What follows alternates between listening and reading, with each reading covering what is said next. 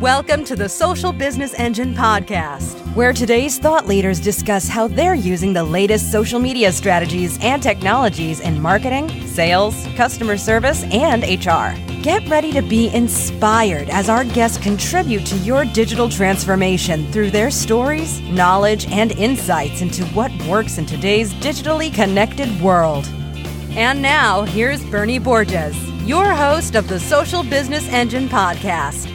Hey there, welcome to episode 236. This is Bernie Borges, CMO of Vengreso and host of the Social Business Engine podcast. Hey, thanks for listening. Hey, my guest on this episode is Sean Freidlin. Sean is currently Senior Product Marketing Manager at Hanzo. Now, when Sean and I recorded this episode, he was the Director of Proposition Marketing at SAI Global. Now, in that role, Sean was instrumental in many key marketing campaigns, such as the creation of Compliance Officer Day, Corporate Compliance and Culture Cards, and the Compliance Coloring Book. You heard that right, the Compliance Coloring Book. Now, on this episode, Sean explains how the idea to create a coloring book for chief compliance officers was born and why it was such a big hit with them, and also how it was a great lead generator and more. Look, I know you're going to be inspired by this modern marketing approach that combines a little old school with digital to create a successful content marketing and lead generation campaign. So let's get to my conversation with Sean Freidlin. Sean, welcome to the Social Business Engine podcast. Thank you, Bernie. I've been listening for a long time, so it's nice to be here. Fantastic. Love to have listeners on. That is terrific. Well, Sean, as you know, we recently had a colleague of yours, Paul Johns, your CMO at SAI Global, was on recently, episode 228, and we had a fantastic conversation about how to do personalized marketing using microsites for account-based marketing. Really, really terrific conversation. I certainly encourage my listener, if you didn't catch that episode, to go back and catch episode 228. And so, Sean, why don't we begin with an introduction to your role at SAI Global and maybe just a brief refresher on the company? Sure. So SAI Global works with global organizations to help their risk and compliance programs take an integrated risk management approach to, dealing with risk and also building effective ethics and compliance programs with training that could be deployed on any device and covers every risk topic. All right. Nice and succinct. I love that. And your role? I'm the Director of Proposition Marketing, so what most companies might refer to as product marketing. And at the time of the creation of the Compliance Coloring Book, I was the marketing manager in America for the ethics and compliance business. So like you said, kind of like a product marketing role then. Definitely. Exactly. Okay. Fantastic. Well, we are here to discuss a topic that I'm not sure that I've ever covered on the podcast before, Sean. And that is, because, this podcast is all about modern marketing and digital marketing. And of course, you are going to share with us an example of an approach that you took that actually combines some old school marketing tactics with modern marketing tactics. So before we get into that, let's talk about the premise, like why you even approached a specific campaign with that mindset of combining old school with modern marketing. Yeah, that's a great question, Bernie. So there were really two driving factors behind that.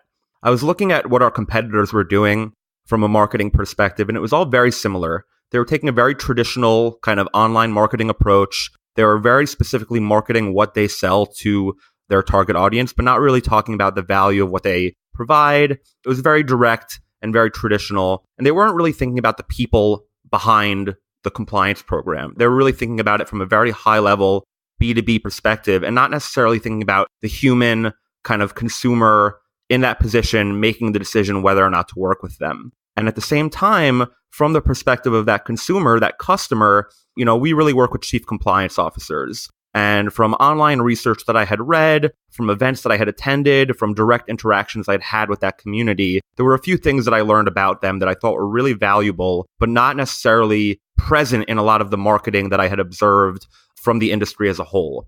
One is that they have very high stress, challenging jobs. There had been research done that suggested the majority of ethics and compliance professionals are generally under a high level of pressure and stress. I can only imagine. I mean, we're talking about mid-size, if not large companies, right? So these chief compliance officers are individuals who are responsible for essentially managing compliance across an enterprise. Is that right? Totally. And when you think about, even Fortune 1000 companies with tens, if not hundreds of thousands of employees around the world, they're responsible for training all of those people on the different risk topics and compliance regulations that may affect them in their line of work. And if something goes wrong, oftentimes that compliance professional may be liable. Wow. To add to that pressure, you really have the fact that compliance teams generally are relatively small, especially in relation to the team sizes of other functions within an organization. And they also have limited resources and budget to invest in their program to deploy those programs. Okay.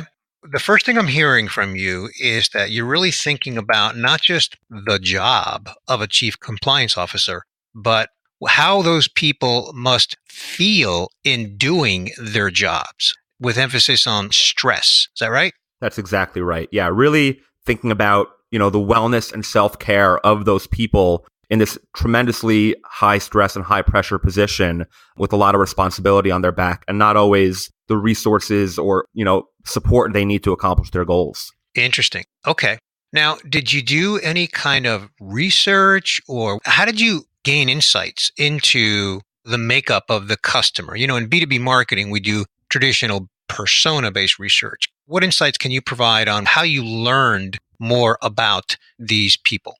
Yeah, so I attended a number of industry events and speaking sessions and heard, no matter what topic people were talking about, whatever challenge they were trying to overcome or goal they were trying to accomplish, there was a consistent thread throughout all of those conversations that people were, constantly kind of under pressure or stress because you have to deal with the general landscape of risk within your organization, as well as current events and things happening in real time. For example, recently Me Too, that might really add pressure or stress to a specific topic, and the desire from your C-suite or board of directors to train and improve your overall program around that specific topic, and then measure how effective it is. So really, they're tasked with doing a lot, and it's generally very challenging. And there are a few additional kind of challenges that this research comes from reports conducted by industry kind of organizations, from those events that I attended, as well as a webinar that we actually hosted, focused specifically on the challenges of ethics and compliance professionals, both in their career, in terms of the job function, but also from their own personal perspective. From one of those events, we really took an angle of focusing on self-care and wellness to learn how we could make it easier for ethics and compliance professionals to succeed. And two really driving kind of forces that we heard from, the 500 or 600 people that we had attend the webinar and speak up to share their perspective was that there's an existing perception within ethics and compliance for a lot of chief compliance officers and their teams that compliance training is boring, it's very time consuming. And, that perception has been formed over years of experiences with, methods that have certainly progressed and evolved today to become better and more engaging and shorter. But nonetheless, if you've been in an organization for 10 years and take compliance training every year, for a long time, those experiences weren't really as great as they could be from a user experience perspective. And, one of the ways to overcome that learner fatigue is what we call it in the industry, this idea that every year I'm going to deal with a very similar compliance experience, is that compliance professionals are always looking for creative solutions to their problems. And whether that's a creative solution they could buy or something they could use for free, one way or another, they just need to mix it up and do different things to really break through the clutter of what all of the people in their organization are experiencing. And I think as marketers, we kind of deal with that too. Yeah. Well, I think I see where you're going with this, Sean, because if you said that compliance folks are looking for creative solutions to their problem, I think that's a great segue to the campaign that you guys put together and launched. So you want to describe what that is? What we did was we created something called the Compliance Coloring Book. And it was a physical printed book with 13 original illustrations designed to be an adult coloring book that compliance officers could actually use, as a self-care and wellness tool at the time that we launched it last year. And I think even still today, there's a bit of a trend with adult coloring books being used to fight stress and kind of improve wellness. There actually have been studies that suggest that coloring and other kind of creative artistic endeavors can not just fight stress, but also help boost creativity. So it looked like a really interesting way to kind of connect with that individual and give them something they could use to unplug, escape from that really challenging job, and kind of think about creative solutions to their problems. And it was also something that we could develop at a relatively low cost and provide for free to add value and overcome that budgetary challenge for a lot of the community. Okay. That sounds really interesting. I've got a visual in my head, and of course, I'm going to want to share the visual in our show notes page with our listener. You want to maybe explain a little bit more, Sean, about how you got it into their hands, how they used it, etc. Definitely. So, Bernie, I mentioned that webinar we hosted, and one of the webinar questions that we asked our community and we polled them was, what do you do to overcome stress at work? And aside from, very common responses that you might expect, like exercise, maybe a glass of wine, a few people spoke up and shared, oh, I really like to paint, or I really like to color. And it kind of took us down this rabbit hole of thinking of creative, artistic ways that we could tie those themes with ethics and compliance.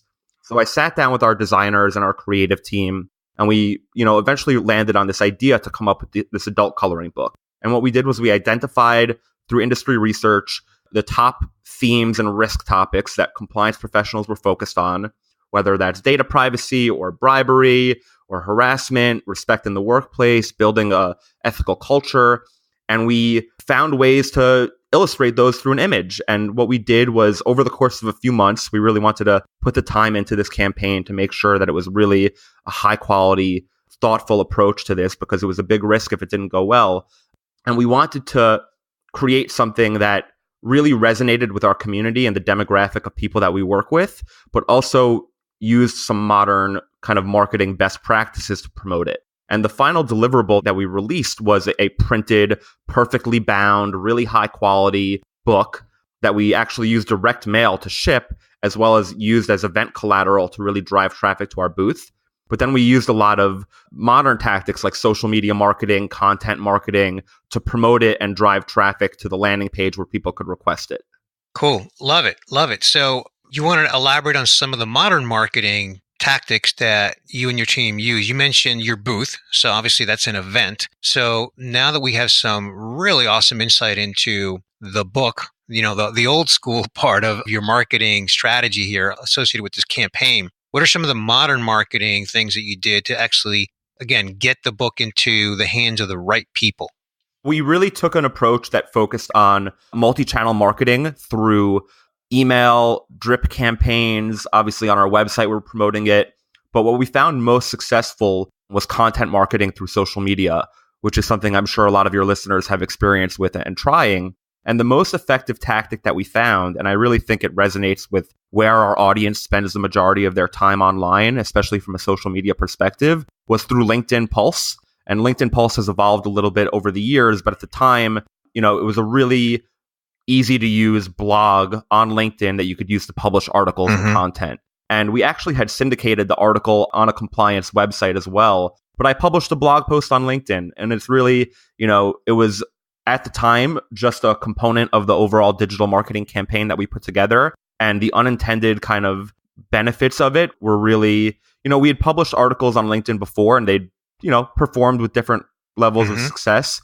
This was by far, for whatever reason, I still think about it, to be honest, the most popular article I've ever published on LinkedIn by far. And it was simple, introducing the compliance coloring book. We cut straight to the chase, didn't really use clickbait or anything to really deceive people into reading it. I think it was on its own, what is a compliance coloring book? We kind of captured people's attention by doing something different through the content itself. And, within a week of publishing that article, it had been shared over 100 times. It had around 4,000 views, 350 likes. So really high levels of engagement within a pretty small community of ethics and compliance officers. And through that word of mouth and through that social sharing, it really outperformed the email marketing and the social media marketing we might have done on Facebook and Twitter, and was really the main driver of lead gen for the campaign. And it really kind of took off from there. And, I think within a week of launching it, we had around 500 requests for the book, which is pretty high performing for one of our campaigns relative to some of the other things that we did, some more traditional thought leadership or ebooks or gated content. And one of the unintended things that happened was at the time I was primarily marketing to the Americas region in my role as a marketing manager. And, all of the email marketing, a lot of the digital kind of components that we did were targeted to people in the US. And from a direct mail perspective, we had planned to, fulfill orders within America through direct mail. And we certainly didn't expect the campaign to almost be as successful as it was with 500, requests within a week. I had frankly planned on going to the post office every day and just sending out, 5 or 10 or 15, however many it was. I didn't really think it would be as popular. One of those, I don't want to mention a brand name here, but one of those truck rentals where, for moving. Completely. And listen, frankly, from a fulfillment perspective, when we even ordered the first wave of printed collateral, the printed books, we ordered 500. And, we blew through that 500 inventory within 7 days and had to re-up and order another 2,500 just to keep up with demand, because the blog post had kept being shared and kept driving traffic on a recurring basis to that landing page, which was converting at a really high rate. And the unintended thing that we didn't realize was on LinkedIn, it wasn't just being shared by people in America, even though that was the initial kind of target for the campaign, but it was being shared all over the world. And within 2 months of launching the Compliance Coloring book, there were requests from 61 different countries and over 2,000 people. Wow. So your postage budget probably got blown as you were shipping this thing, not only around the US, but outside the US. But as they say in marketing, it's a good problem to have, right? Because you were probably generating some pretty terrific leads from this. Yeah, not only were we generating terrific leads and leads for our EMEA and APAC teams as well, but in reality, and I think that, direct mail has fallen out of vogue to a lot of digital strategies that people obviously use today. The landed cost to print and ship each book, once we had a fulfillment center set up that could store the inventory and take care of a lot of the logistical kind of shipping on a weekly basis for us, was around $2. And if you think about, $2 a lead, it's a pretty good deal. Yeah, that is a pretty good deal. And that's landed costs including the printing? Yeah, because we were printing in such bulk quantities because of the demand. Our cost to print a book, in orders of around 2,500 or 5,000, because we kept re-upping, it was around $1 per book to print. And then the shipping, obviously, added on a little bit more with postage and everything. So, Sean, I want to come back to something we discussed early in this conversation, and that is how you recognized that the chief compliance officer was under a lot of stress, and you wanted to appeal to them as people and appeal to that aspect of their job and their personas and their humanity. And the coloring book was a way to do that. So what kind of feedback have you gotten? What have you heard, whether it's anecdotal or more quantitative? Have you done any kind of research to get feedback from your target audience in terms of how they're responding and using the compliance coloring book? I think the feedback has honestly been one of the most interesting parts. And I've heard a lot of things that I didn't really expect to hear, especially being at events where we were using it to drive traffic to our booth. And really,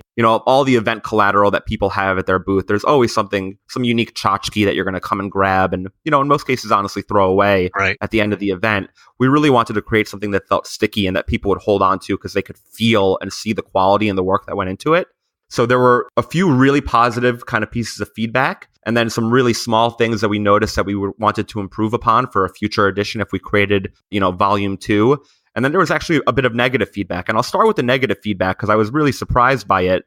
Some people in the ethics and compliance industry, it's a very serious profession. It's a very serious job. You're, dealing with risk at a very high level with severe consequences. Right. The cost of non-compliance, whether it's a regulatory fine or reputational damage, could be tens of millions of dollars, right, which, overshadows any investment you can make into training by tenfold, right? And they thought, some people told us, are you concerned that you're minimalizing how serious compliance is by doing something like a coloring book, right? Like, compliance shouldn't be fun. It's very serious. And I think the fact that people even said that and that it was noticed and that there was concern to such a level was almost a success, right? I would rather have negative feedback and listen to that and hear it and get that perspective than have it be ignored and just fall under the radar, right? So the fact that it ruffled feathers almost showed that we accomplished our goal of doing something so different and creative that it would stand out. And I totally agree with that, Sean. Totally agree with that. Just the whole notion of it being noticed and creating some buzz, creating conversation. it puts you on the radar in a different way.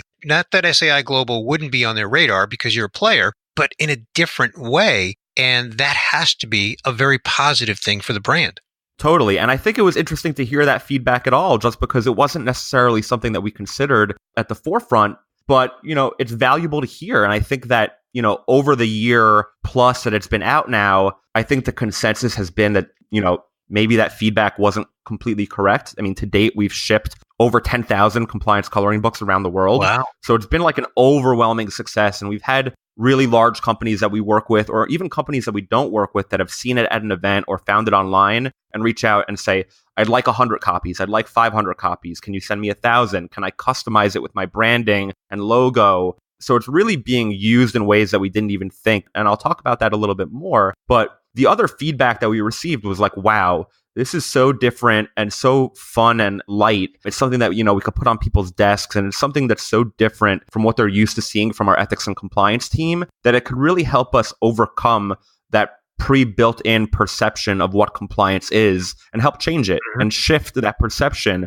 internally within organizations that compliance has to be this really serious thing. It has to be this thing that you sit at your desk and do for an hour every few months or once a year. So I think it really helped compliance officers overcome some of their goals in that regard, just in terms of changing the perception. One of the other really interesting things, and we talk about the demographic, and it's people that might prefer printed collateral. What I didn't really think is that a lot of chief compliance officers are parents and they have families.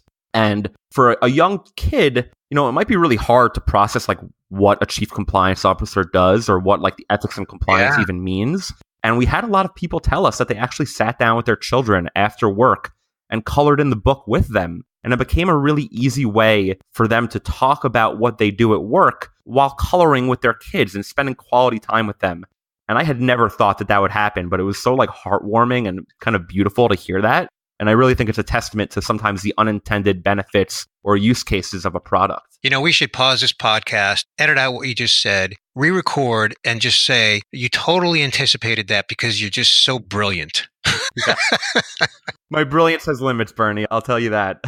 I'll tell you, though, it's those unintended consequences sometimes that really do bring out some light bulbs that can help feed either the next iteration of this or some other idea, Even if you can't predict an outcome like that scenario of parents sharing it with kids, nonetheless, what it sort of solidifies, Sean, is that there will be something that you'll learn from it. You just don't know what it is yet. So let's go do it. Just like you took a risk on this, let's go do it and let's see what we learn. And that was one of many things that I'm hearing that you learned from that campaign. Completely. And the last thing I'll mention is that, we had designed this essentially. Its intended purpose was for ethics and compliance professionals to use personally as a self-care and wellness tool to, think about work, but not think about it at their desk, buried in emails, to really escape and unplug a little bit and practice that wellness and self-care so that they didn't get burnt out and really could fight some of the stress from the job while thinking of creative solutions. What we didn't realize is that they would actually want to use it within their company as part of their program. And whether it's giving it to their compliance team at an internal event or using it to complement their training, or the first thing you see when you sit down to a face-to-face compliance training session about a specific risk topic, it was something that they said, hey, we actually want to give this to everyone in our company, or email them a PDF version of it so that they could actually use it. And it'll help them, build connections and create relationships with ethics and compliance and with the risk topics that we really think about as a business that are beyond that online training experience. So in a way, it was a piece of content marketing that almost became a product. Wow, that's fantastic.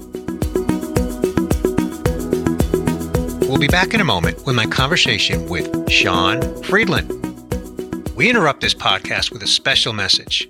This is the last episode of the Social Business Engine podcast. What, you say? Okay, this podcast isn't going anywhere, but the name is changing. Tune in next week for another great interview, just under a new name. So we're a little short on time because I want to get to my summary. So I'm going to ask you if you could just briefly share key lessons, key takeaways.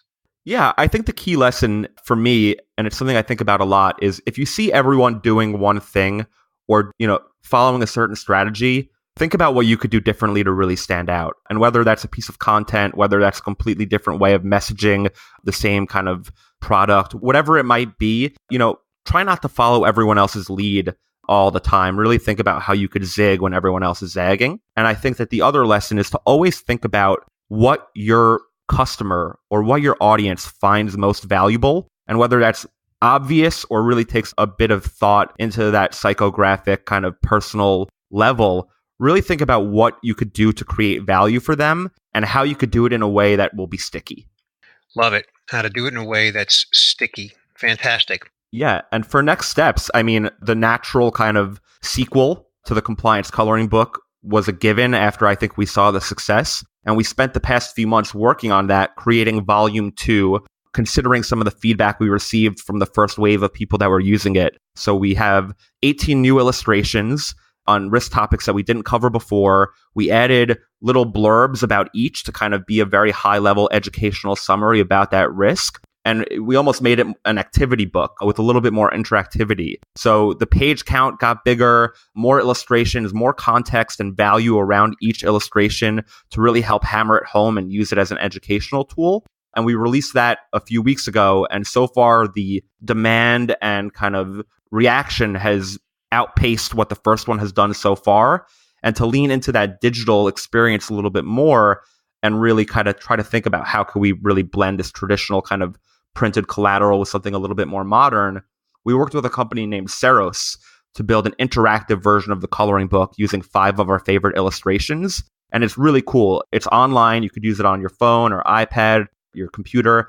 And instead of coloring with a pencil, you kind of click it with your finger or with your mouse, and it fills up with different color patterns. What we've seen so far in the month since we released that digital experience is that there have been over 7,000 page views and 17,000 clicks in the coloring book. And people have spent over 24 hours combined in that online coloring book experience, which is really cool and gives you some of that data that you don't get from a printed piece of collateral. Yeah, no kidding. And I have to ask you, I know we're running short on time here, but how are your salespeople using this? Given that it's a physical printed book, how's the sales team using it? That's really interesting. From a marketing perspective, we set up a drip campaign to nurture the leads that came in, because I think the natural reaction from a lot of salespeople was, well, they just want a coloring book. They're not a real prospect. And, we put a drip campaign in to kind of continue to validate whether those people are true leads or not. From a sales perspective, it's really done a lot in terms of retention. So anytime we're going to an existing customer meeting to review their program or talk about next steps, we'll bring coloring books. And it's something that they could, bring and deliver face to face to really kind of create added value and just change the conversation a little bit and not just talk about, hey, what are we going to do next? But here's something that you could use today and something new that you might not have seen before. It's also really been good for first-time customer meetings when we're meeting face-to-face for the first time to bring that and show that to them. And, it just changes the conversation a little bit. Even at a conference, as opposed to starting a conversation when someone walks over to your booth about, here are the products we could sell you and here's how we can help your ethics and compliance program, they say, what's this coloring book? And it's a natural kind of entryway into a conversation about the risk topics that they're focused on.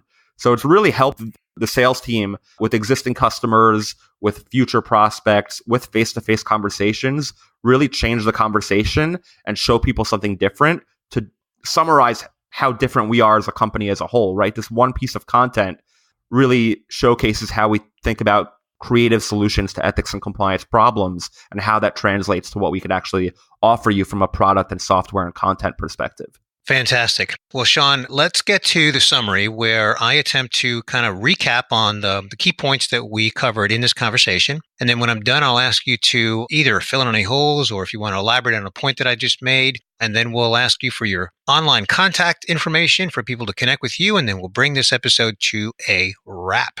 So we started a conversation with sort of a reintroduction to SAI Global. You're a leader in risk management programs, working with brands across the world, helping them really essentially, manage all the risks that they have to across the enterprise. Your role in the company is director of proposition marketing, which you equate to kind of product marketing. And we really talked about a recent campaign, which sounds like it's in its second iteration of combining an old school tactic with modern marketing. And that was first started by looking at what competitors were doing and realizing that many of them are doing very traditional, high level B2B marketing, and also looking at your customers and understanding in more detail, more sort of intimate or intimately understanding your customer, who is primarily a chief compliance officer, and learning that as people, they're under a tremendous amount of stress and pressure. They're managing compliance in most cases for thousands of employees. They have to manage compliance regulations, and they also oftentimes have a relatively small team. And they have to manage things like you mentioned, the Me Too movement and just contemporary things that they have to be on top of. So it's a high stress position. So you began to really think about how can you impact their wellness? And you learned a lot about this from industry events. And then you even hosted your own webinar on self-care and wellness for ethics and compliance professionals. And you really talked about helping them overcome learner fatigue in compliance training, because the perception is that compliance training is boring. So you really started thinking about creative solutions to that. And you and your team came up with a campaign called the Compliance Coloring Workbook, right? Is it book or workbook? The Compliance Coloring Book. Book. Okay, cool. And it's a physical book. It's printed, it's bound, it's high quality. It's an adult coloring book that really is intended to allow them to help fight stress and really boost creativity and maybe unplug and use it. And it's very professionally designed and really resonated with the audience. From a distribution standpoint, I asked you, how did you get it into their hands? And you said, well, that's where some of the contemporary marketing comes in, email, website. But the biggest impact was content marketing through social media. And the biggest one was LinkedIn. You had some really great success on a LinkedIn Pulse article. Within a week, it was shared 100 times. I think you said viewed 400 times. And basically, it really outperformed everything else. And within a week, I think you said you had 500 requests for the book, and then you had to order another 2,500 printed. And then as time progressed on the campaign, even though you were initially targeting US-based companies, hey, the internet's global, right? So you had 61 countries requesting it. You've had to ship over 10,000 copies, and even some of them are asking if they can co-brand it with you within their company. And when I asked you about the cost of this, you said, the landed cost is really $2 per book, which is actually fantastic. As you pointed out, from a cost per lead standpoint, that really is cost effective. So we also talked about, Sean, some of the feedback that you've gotten on the Compliance Coloring Book. And you said most of it has been positive, some negative. You started with the negative. You said some people were concerned that maybe you're minimalizing, sort of the seriousness of compliance. But the fact that that conversation was even happening was still positive for your brand at SAI Global, because, again, people were talking about it.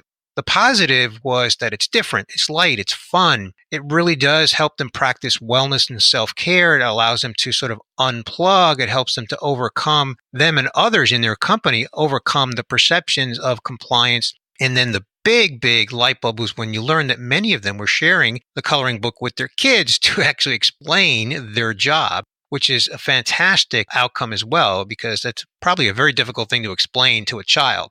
So, and then also many wanted to share the coloring book with their employees to help explain compliance. I think I already mentioned that.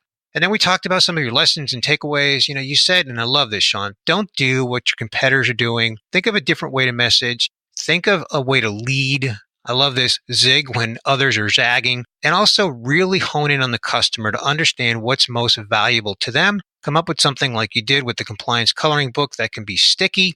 And then we talked about where you headed next, Sequel Volume 2, 18 new illustrations, new blurbs. You're working with a company, Ceros, to provide an online version of it, which you said is already live, and you've experienced a lot of metrics that you were not able to capture in a physical book. I think you said 7,000 page views, 17,000 clicks, 24,000 hours of consumption. I'm sure those numbers are going to continue to climb. And then the biggest sort of surprise, but maybe not too much of a surprise, is that the sales team is using the book when they meet with people face to face. So it's helping renewals, to help retention, and also first-time meetings. It's a differentiator, and it's also a conversation starter when you do events at trade shows and things like that. So, Sean, that's my summary. Is there anything that you'd like to add? I think you nailed it, Bernie. It sounds like you've done that before once or twice. That was pretty spot on. I will mention that it was 24 hours spent, not 24,000 hours. Hopefully we hit 24,000 hours one day, but for now it's been 24 hours of total time spent within the Ceros experience. But otherwise, that was pretty great. The humanity of my note-taking showed in the 24,000 hours. Something to shoot for, right? Yeah, exactly. We're going to have to automate that one of these days. We're not there yet, though. Sean, where would you like to send my listener to connect with you online and learn more about what you've got going on at SAI Global? Yeah, so if you want to learn more about SAI Global or download one of the coloring books or try that interactive experience, you can go to saiglobal.com/ethicscompliance. You could also find me on LinkedIn at Sean Freidlin. It's Freidlin. I'm the only one. So you can connect with me. You could check out my profile. I have the coloring book featured on there, so you could try it out. Or you could also email me at sean.freidlin@saiglobal.com. Love to connect with anyone and chat more about marketing. Fantastic. Well, Sean, my listener knows that all that will be linked up in our show notes page at vengreso.com. So, Sean, I want to thank you so much for joining me on this episode. This is a terrific example. Really thrilled to share it with my listener. Thank you so much. Thank you, Bernie. Hey, I hope that you enjoyed my conversation with Sean Freidlin. You know, my big takeaway from my conversation with Sean is the inspiration to zig more often. I mean, this example of creativity and courage to experiment with a coloring book in a market segment as serious as corporate compliance. I mean, this is one of the best examples of modern marketing that I've seen in a long time. I really tip my hat to Sean for having the courage to launch this content campaign, and I'm thrilled to know that it was successful. Now just think, somewhere out there, there's a chief compliance officer or two or more snuggled up with his or her child reading this coloring book, teaching the child what his dad or mom does for work. The kid's learning while the parent is satisfied that this marketing is actually good for his or her family. How awesome is that? I mean, that is unique modern marketing in action. So, hey, what was your takeaway from my conversation with Sean Freidlin? Hey, I want to remind you of what was mentioned in the mid-roll message. This is the last episode of Social Business Engine. Now, not the podcast, just the name. The only thing that's going to change is the name, nothing else. If you're wondering what the name's going to be, what the new name's going to be, well, you're just going to have to tune in again next week. Hey, also don't forget that we have two podcasts at Vengreso. Our other podcast is Selling with Social, hosted by Vengreso CEO Mario Martinez Jr. Now, you can get subscribed to either or both of our podcasts at our website at vengreso.com to get them delivered to your inbox. Now, of course, you can also, and you should be, subscribed digitally by pressing the subscribe button on whatever podcast player you're using at the moment. Now, some of the popular ones that I'm familiar with are iTunes, Stitcher, Google Play, SoundCloud, and there's a few others out there, but those are kind of the biggest ones. Don't forget, you can also follow our podcast on social media through @GoVengreso on Twitter and on LinkedIn, Facebook, and Instagram. We are plain old Vengreso. Remember, one S in Vengreso. And as for me, on social media, I am @BernieBorges, also one S in my name. All right, well, hey, that is a wrap for episode 236. I want to thank my guest once again, Sean Freidlin. This is Bernie Borges, CMO of Vengreso, signing off for now and wishing you continued success on your social business journey. Thank you for listening to the Social Business Engine podcast. Be sure to tune in again next week to reconnect with Bernie Borges for more insights, inspiration, and practical advice on social business. Visit socialbusinessengine.com to catch even more content on social strategy that will rock your business and your career.